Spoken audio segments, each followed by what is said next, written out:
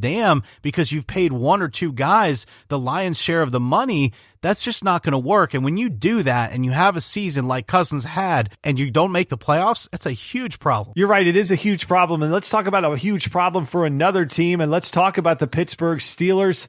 Eric, it looked like Baker Mayfield was about to gift the Steelers a chance to resurrect their season and their playoff hopes as they were driving late against the Ravens and 4 straight downs. Baker Mayfield couldn't get the job done. It was the Ravens defense rising up and making the big play. But in that Steelers game, they were able to get the win despite the fact that on the surface, it looked like Antonio Brown was deactivated due to a knee injury. Well, shortly after the game, comes to find out that he was deactivated because basically he went AWOL throughout the week. The reports are out there. We don't need to hash into all of those. But one report does include him throwing a football at Ben Roethlisberger, which is pretty funny. I'd love to see some video of that. But Eric, the Antonio Brown news is pretty lengthy. Actually, I was seeing a tweet from, I think it was 93.7 in Pittsburgh, did this lengthy write-up of all the issues that Antonio Brown has had. Seems like it should be a career, not just 1 year. But Eric, let's be realistic. The Steelers have not won anything with Antonio Brown, and now he's causing problems in a locker room. So we know the cap hit could potentially be $22 million next year, even if the Steelers were to trade Antonio Brown. But at this point, if you were the GM of the Pittsburgh Steelers, would you be shopping Antonio Brown this offseason? Without a doubt. The guy is a cancer. We talked about how funny it was, how he shows up to training camps, whether it be in a Rolls Royce with a fur coat or in a helicopter or whatever. The guy is a prima donna. Justin, I remember when you had picked Antonio Brown really high in fantasy football, and it was during a period of time that Ben Roethlisberger went down and Landry Jones came in as a backup. Oh, God. Antonio Brown's value was almost nothing. And so my concern for a guy like Antonio Brown is that if he doesn't have a guy like Ben Roethlisberger throwing to him, he's nowhere. Look at Wes Welker. Look at other guys who are small and fast and could play out of a lot of slot-type routes, but didn't necessarily light the field on fire. Once they got out of the premier situations that they were in with world-class quarterbacks, they sort of fell off the radar. Now, I think Antonio Brown is running a huge risk here. Pittsburgh is the place that he's going to have the most success. However, not the way he's behaving. I'm definitely starting to believe that the problems we've talked about with leadership in Pittsburgh are true. You've got Le'Veon Bell, you've got Antonio Brown, you've got Ben Roethlisberger doing different things throughout the year or saying different comments throughout the year. They're main guys. They're sort of killer bees that they've always talked about. Why are these guys the ones causing all the problems? It's supposed to be other guys, not your leaders. There's a leadership problem on this team. Le'Veon Bell isn't coming back. Antonio Brown shouldn't be brought back. And in not too distant future, I don't think Ben Roethlisberger should be brought back. It's nearly time for a house cleaning, and I would include Tomlin in that. But no, I'd be shopping Brown. I would get rid of that disease out of this locker room. It just can't happen where you have a guy with so much behavioral issues pulling your team down, and you can't just not show up for a game. I mean, again, do you do that at work, Justin? I certainly don't. You just don't not show up. How is that acceptable? It's a leadership problem. You got to get rid of him. In the biggest game of their year, too. The fact that they could have won that game and the Ravens lose and they could have made the playoffs and he pulls this stunt. At that point, Eric, you've got to get rid of him. You've got to shop him if you really want to set the tone. And look, we've been calling for a house cleaning in this Steelers locker room for a long time now. Even back to last year, we talked about the fact that there has to be something that changes on this team. And this is the one way that they can do it. They've got to set this team on a different pathway.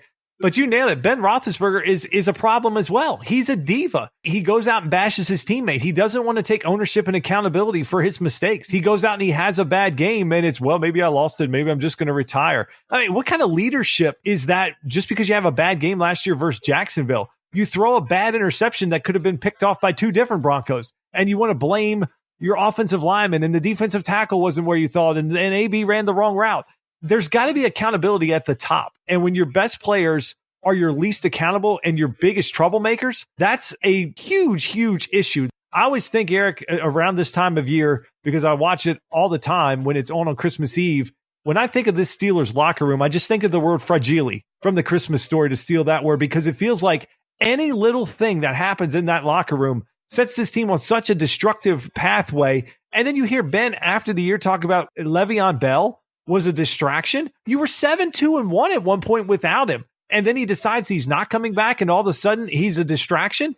I mean, there's just so many excuses on this team, Eric. I don't know who's at fault now. I don't know if it's a Tomlin issue, if he's just let this go too far, but they've got to fix it. And the $22 million, again, they haven't won anything with Antonio Brown. So what's the point to have him on your roster? You trade him. Okay, you've got the dead money on there for 1 year, but you could get a number 1 pick back. The 49ers are said to be flirting with him, or he's got some interest there. Would they be open to swapping first and maybe throwing in a 2 or a 3 or something like that for Brown? You've got to go out there and at least get something back for him, and then you can eat the money. It's not real money. It's just on your cap. So the Steelers as a team, I believe, save almost $15 million in real money that they wouldn't have to pay him, and you still get draft capital for him if you can pull a trade-off. So I think they absolutely have to shop him. When I read the story that he was in Miami throwing furniture off the 14th story and it almost landed on a 22-month-old, for me right there, if I was running a team, I would cut him. I would not have a player like that in my locker room and on my team. I don't care how good they are. You just can't have that. All the stuff that he's done, Eric, it's ridiculous. And if they really want to be taken serious and they really want to have a chance to set a different pathway for the younger players on this team, for a guy like Juju and some of the players that are going to be around for the next 3, 4, 5 years, they better make some moves, or this is going to be something they're going to deal with a lot, and that is missing the playoffs outright. All right, so Eric, we've talked about Minnesota. We've talked about Pittsburgh, so you can throw Green Bay in there, even Atlanta with some of their preseason expectations. Carolina was on a path, and all they've done is lost a lot of games since then. All those teams missed the playoffs. Of that group, whose season was the most disappointing to you? Sure. Great question, because I think for me, I'd have to say Atlanta, being that I was really high on them to start the season. You were on your way to Vegas. I can't lie. I was on my way to Vegas and betting a lot of money on Atlanta. And boy, that would have been foolish. I would have to say Atlanta, especially over the last 2 years, the last 24 months, you look at where they've fallen from, it's pretty bad. So I'd say Atlanta. I'd also have to put Green Bay in there. I know Aaron Rodgers probably didn't have as many weapons around him this year as he's even had in the past, and I wouldn't say Aaron Rodgers has always had a lot of weapons, but Devontae Adams is certainly a great receiver, but he hasn't had this year multiple receivers, and Jimmy Graham at tight end is just about worthless at this point. The running back crew is, I think, coming along now in Green Bay, now that they've identified some great young running backs, but throughout the season, it was kind of one or the other, in and out, and it just seemed like there was a lot of, disjointed offense there, and so Rodgers, it just seemed like that season was doomed right from the start. For me, it's Atlanta, Green Bay, and you might be surprised by this, but I'm going to put Pittsburgh and Carolina even above Minnesota. I was never high enough on Cousins to think that he was going to be their Super Bowl champion. So in that division, Green Bay I thought would beat Minnesota anyway. It turns out they had a bad season. Carolina with Cam Newton, they've got to get some things figured out. They can't continue to waste years, especially now with a great running back there with Christian McCaffrey. They can't waste years not figuring out how to get those two further along in the season. I think you can make a case for all of them. I think how they started the year, I just think Carolina going 1-7 down the stretch in their last 8, they just absolutely fell apart. And yeah, there was some talk that Cam was hurt, but it felt like when they went into Pittsburgh on that Thursday night and got demolished, it just derailed their entire season. I mean, they were setting pretty for a wild card position, and even at that point, it felt like, well, I don't know if they can challenge the Saints, but they were far and away in the lead for the wild card. And part of the reason why a team like Philadelphia got in was because Carolina just kept falling back to them. And the same with Minnesota. When the Eagles were 4-6, it felt like, okay, they really are going to need a lot of help. And that's exactly what they got. Everybody that seemed to be ahead of them. Washington, I didn't include it here because their season sort of just fell apart for injuries. I mean, they're basically playing a 4-string quarterback late in the year, and they had a litany of other injuries across their offensive line as well. But they fell back to the Eagles, and Minnesota kept losing, and then you had Green Bay really wasn't in the mix, and Carolina kept losing. But to start out 6-2 and go 1-7 down the stretch, I mean, talk about in-season disappointment for that Carolina fan base. And now you've got Cam dealing with potentially another injury, if possible off-season surgery that he's going to have, or at least a ton of therapy to get back to see if he'll even be back for OTAs. But Eric, when you speak about disappointing seasons, there's a lot of other teams I guess we can throw in there as well. As right now, 25% of the teams in the NFL are without a head coach. And I'm starting to believe that they call it Black Monday, or at least this year, because I feel like half the black coaches in the league lost their jobs. So when you look at the 8 openings that are out there, did any of the head coaches that lost their jobs either during the season or on Sunday night or into Monday following week 17 surprise you? No, I can't say anything really surprised me with the decisions that were made, especially when you get to guys like Hugh Jackson and Marvin Lewis and Todd Bowles. The fact that they're minority coaches, look, I think we need to get to a point where we don't need a Rooney Rule. The thing that I kind of get nervous about anytime you're putting in some of these affirmative action rules, and not that there isn't a place for them or that we don't want to have sensitivity and awareness, making sure that people aren't discriminated against.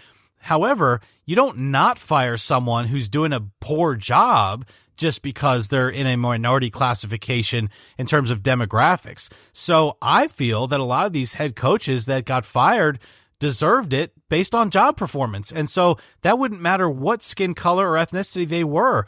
That goes for Ron Rivera. I mean, when you're 1-7 in the last 8 games in Carolina, I don't know how he's not fired. No, none of them surprised me. I really feel like it's just a time in the NFL. I mean, look at Todd Bowles, for example, a defensive guy where the Jets, they haven't had an offense for, it feels like, a decade. They get, a Rex Ryan, and then they get a Todd Bowles. Why do we keep trying things like that when, I think 3 years is enough to know that he just can't get this team on the right track. And so he deserved to be fired. Let me jump in there with Bowles. But do you feel that they put a roster around him that gave him a fair shot? Because every year it felt like he was a head coach of this team, especially the last 2. They left $20+ million laying on the table in cap room, and they've just finally got a quarterback for this team this year. So do you feel like he was given a fair shot with that roster? I have had an issue with the way the Jets have managed that team for a long time. So I understand where you're coming from on that. But at the same time, you have a Sam Darnold. You have needs at offense. And even if he wasn't given a fair shot over the past 3 years, at some point, maybe he's still not the right answer to move forward with. I think that's kind of my thing with Todd Bowles, but none of these guys really surprise me. I think it's just a league that's sort of changing right now. There's a lot of young quarterbacks that are successful. The way that defenses play, the way that offenses are playing. I mean, with a guy like Patrick Mahomes coming out and throwing 50 touchdown passes as a sort of pseudo rookie because he didn't really play last year, all but a couple times at the end of the year.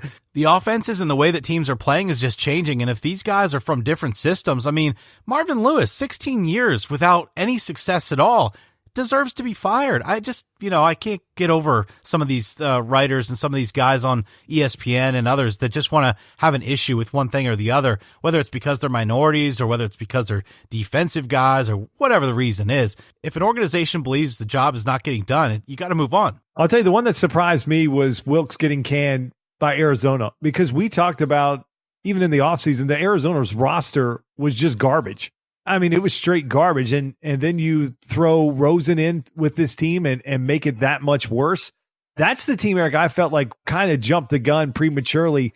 And look, they brought in Mike McCoy and then they got rid of him, but they didn't put any talent around him. I mean, you're basically depending on a 15-year wide receiver in Larry Fitzgerald and a day 2 pick in Kirk as your only 2 offensive weapons. And you're not in enough games to even use David Johnson and his ability with running the football in terms of game script, because you're always playing from behind, or majority of the time you are. So I didn't feel like Wilkes deserved to get fired after 1 year. Oh, yeah. Out of all of them, okay, I can definitely see that one.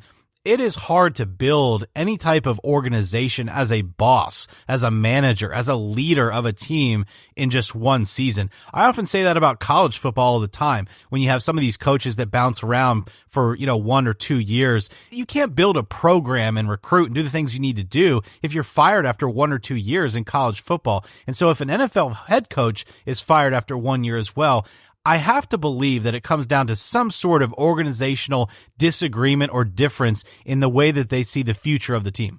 So, Eric, the talk seems to be the Browns and the Packers are the 2 most attractive jobs. Is that kind of where you lean as well? I think it depends on the direction that you believe you want to go, because we've talked about this the past couple of years. Are you looking for a storied franchise? Are you looking for a team like the Green Bay Packers to come in and be the next long-term coach, hopefully, for a really storied and great franchise? Or are you looking for an opportunity? Are you looking for an opportunity like a Cleveland Browns who, by all accounts, are a good young team with a lot of talent. And even with general manager John Dorsey there, I think there's going to be a lot of exciting things happening in Cleveland. Or with the New York Jets, Sam Darnold, of course, although, as we just talked about, there are organizational problems there. There are propensity not